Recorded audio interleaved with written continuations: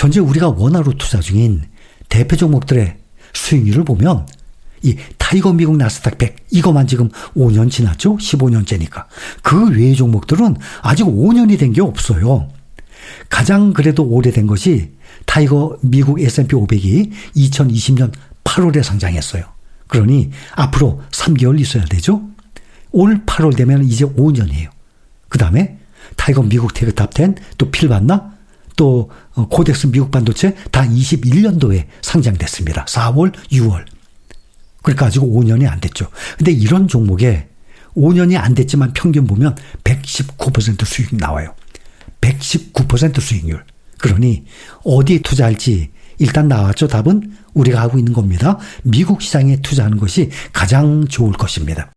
그 다음에 그렇지 않아도 많은 사람들이 항상 궁금해하고, 그리고 저도 몇 번이나 말씀을 드렸었는데 현금 2억 있다 그러셨어요. 그러면 사람마다 다릅니다. 투자자마다 성향이 달라요. 이게 FM입니다. 이렇게 해야만 합니다. 이건 없어요. 그러나 제 생각을 말씀드린다면 여러분들도 생각해 보세요. 저라면 일단 4등분을 하겠습니다. 5천만 원씩 4등분이죠. 그래서 4분의 3, 1억 5천을 두세 번에 나누어서 매수해도 되고, 아니면 3천씩 5번, 아니면 2천씩 7번, 뭐 8번, 10번 나눠서 매수할 수도 있어요. 가만히 기다리고 있다가 지수가 한 2% 이상씩 0.몇 % 떨어지는 거 뭐 그건 매일매일 있는 거고, 한 2%대 이상씩 떨어지는 건 간혹 있어요. 그럴 때마다 한 2천만 원씩 매수한다든지. 투자자마다 성향이 다르기 때문에 어떤 방법이 정석이라고 말씀을 드릴 수는 없습니다. 그러나 목돈이 있을 때에는 예를 들어서 매달 정액 적립식으로 몇 년에 걸쳐서 매수를 하는 것, 그게 아니라 몇 번에 나눠서 매수하는 방법이 더 효과적이라고 많은 책에도 나와 있어요. 현재 우리가 투자 중인 대표 종목인 타이거 미국 나스닥 100을 보더라도 보세요. 10,000원에 시작했죠? 그런데 정액 적립식으로 매달 사요. 조금씩. 그 이유는 월급 받으니까 그때마다 돈이 몇십만 원씩 생겨요.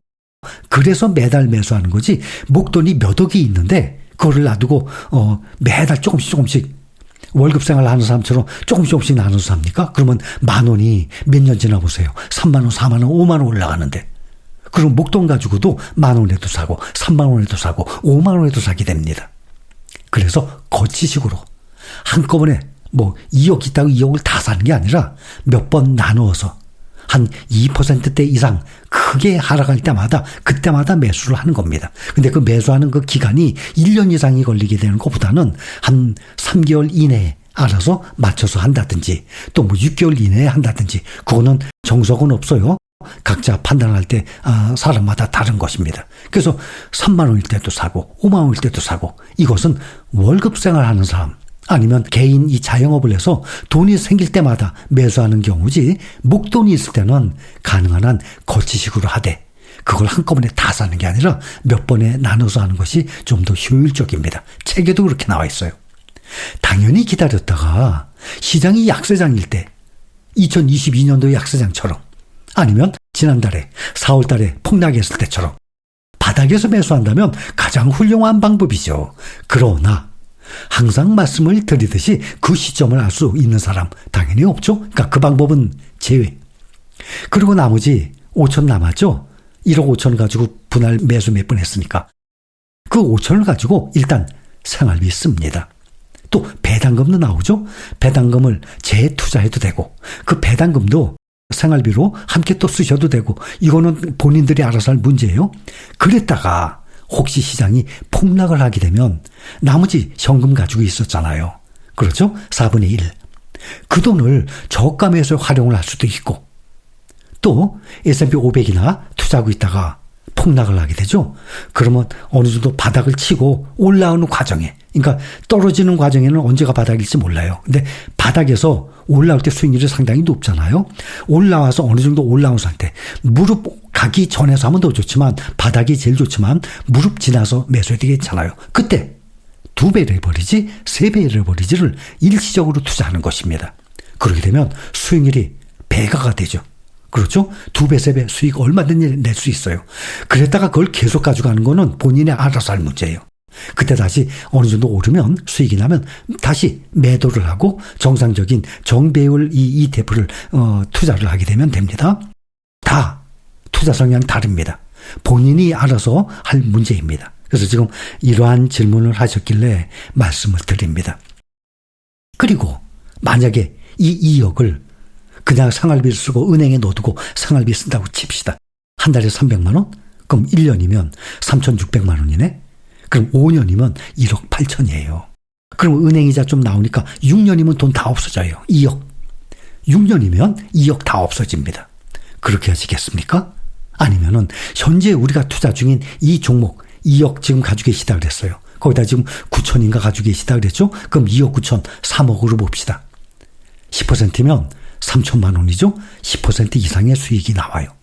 더군다나 S&P 500만 해도 10%인데 나스닥 100, 반도체, 테크탑10 이 종목들은 수익률이 월등히 높아요. 그러니 3억이면은 300만 원씩, 그러니까 3천만 원 이상의 수익이 나와요.